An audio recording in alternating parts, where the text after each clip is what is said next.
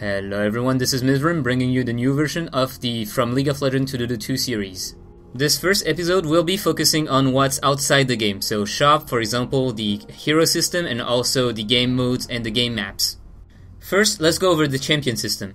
In League of Legends, there's a free champion rotation list that changes every 2 weeks or so, and if you want to play a hero in a game, he either has to be on this list or you have to have him bought beforehand. Buying a hero means you either spend IP, which is the in-game currency that you earn through playing games, or RP, which is the real money. Now keep in mind that I've been playing League of Legends for 3 years, I didn't shell a single RP, and it's just fine, so you can play just fine by using only IP. In DotA 2, all the heroes are unlocked by default, you don't have to pay anything for it.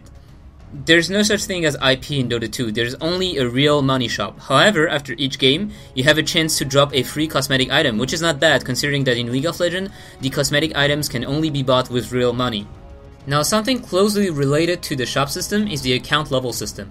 In DotA 2, you have an account level that really means nothing. Whenever you play, you gain a bit of experience, and when you pop to a new level, you gain a free cosmetic item, and that's all.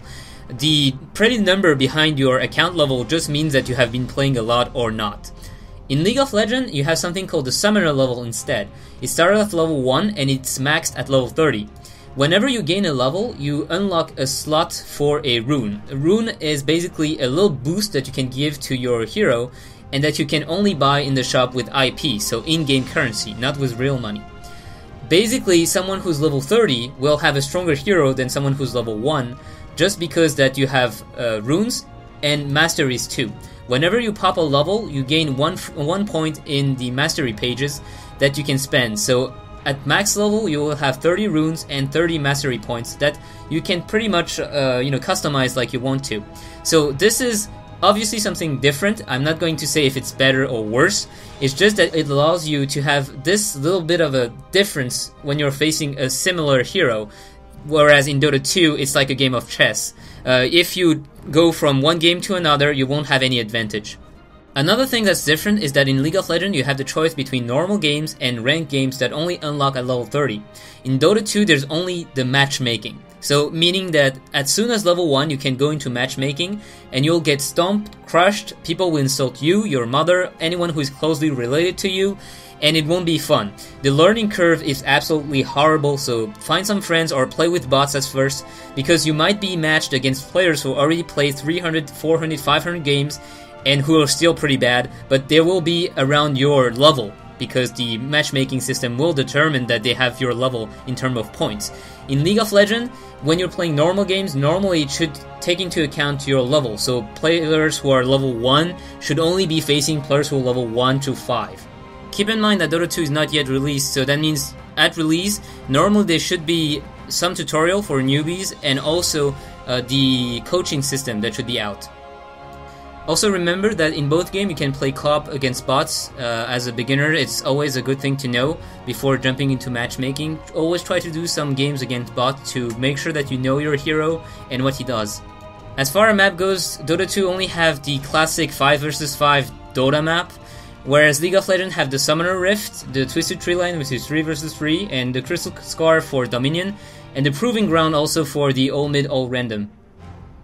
League of Legends has 5 different game modes. There's Dominion, which is so different from DotA 2 that I will not talk about here. There's Blind Pick, which was the most popular game mode when I was playing it. You cannot see your enemy's pick, and you can pick whatever hero you want to, as long as your allies didn't pick it first. So that means yes, in Blind Pick in League of Legends, you can actually face the exact same hero you're playing. There's the Tournament Draft and the Draft mode, which are really similar. It's only in the timer that's the difference. It goes, each team bans 3 heroes one at a time, so one ban, one ban, one ban, one ban, one ban, one ban, and then team 1 picks 1, team 2 picks 2, team 1 picks 2 again, team 2 picks 2, team 1 picks 2 and that finishes it, and team 2 picks 1.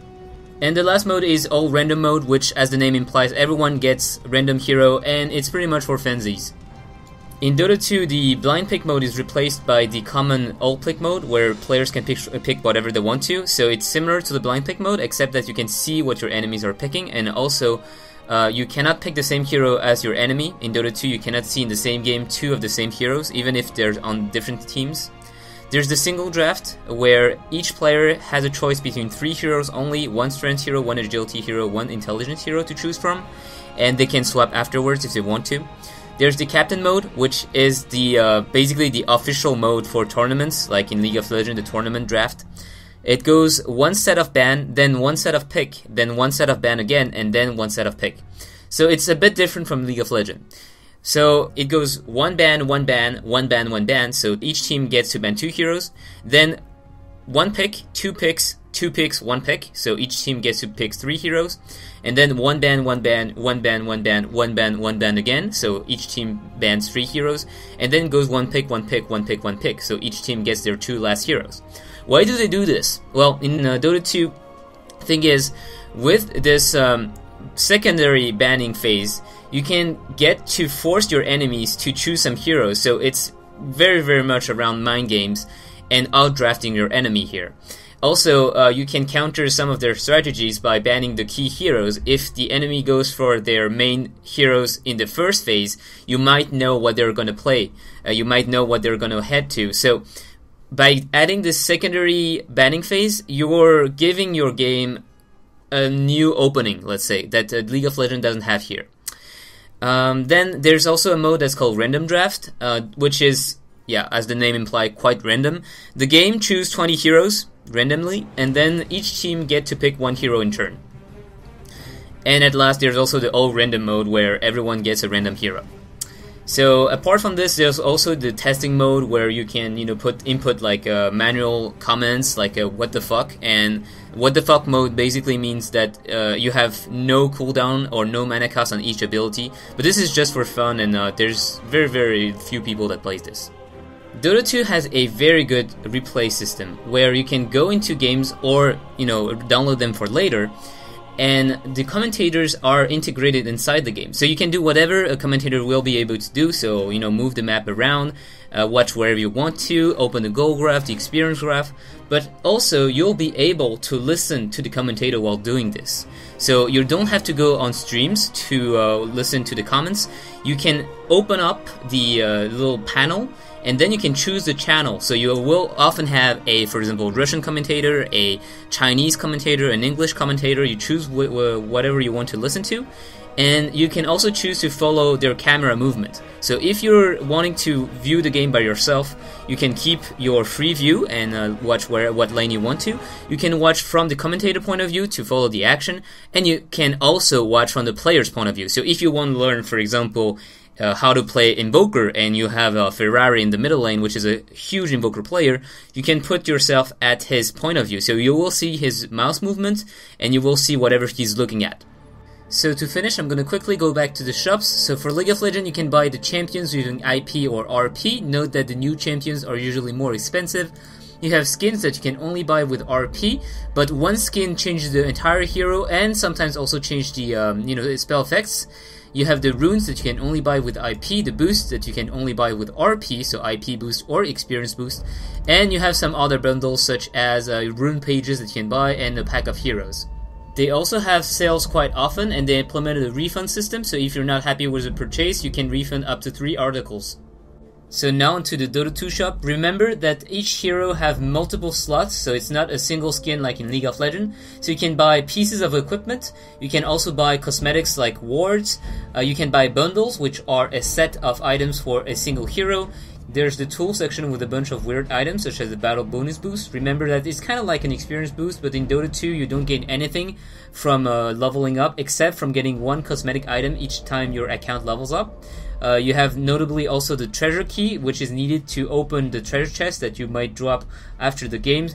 A treasure key is $2.5, and usually it's used as a commodity for trading, so every item has a price in treasure key, because you can trade treasure key but not money. There's a courier tab with a lot of, well, obviously couriers. So couriers don't exist in League of Legends. I will explain what that is in a later video. And there's the announcer pack as well, where League of Legends doesn't have that, but it's basically changing all the voice of the announcer by something else. So for example, if you had the Juggernaut voice instead of the regular voice pack, you will have the hero Juggernaut announcing the kills and everything. Then you also have the tournament tab, where you can buy tickets for tournament, as I showed earlier in the replay section.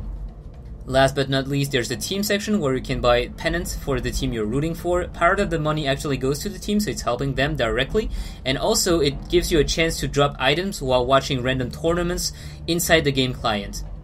So the last thing I want to talk about before wrapping this video is, of course, the beta keys. Dota 2 is not out yet, so you need a beta key to play. And you can actually find beta keys all over the net. There's a lot of promotions. There are people who have a lot of beta keys who share them. So watch on Reddit, on the internet, or anything. And if you really want to buy a beta key, usually the price now is around 1 treasure key or even less. So it's $2.5. What you do is basically, since you cannot trade with real money over Steam, you buy something of equal value. So here a treasure key, and then you trade it for the beta key. Of course, be careful when you do this. Don't get scammed. It's always a possibility. So that ends the video. I hope you guys actually enjoyed it. I'm gonna go over every aspect that I covered in my first version of from League of Legends to Dota 2, because it was the first videos I ever made, so the quality is pretty bad. I got a new microphone by this time, and also I got into video editing. So if you want to support me, if you want to help me do this, please feel free to subscribe, thumbs up, and talk about it to your friends. It always helps me a lot. So thank you guys for watching. I'll see you guys next time for the next video.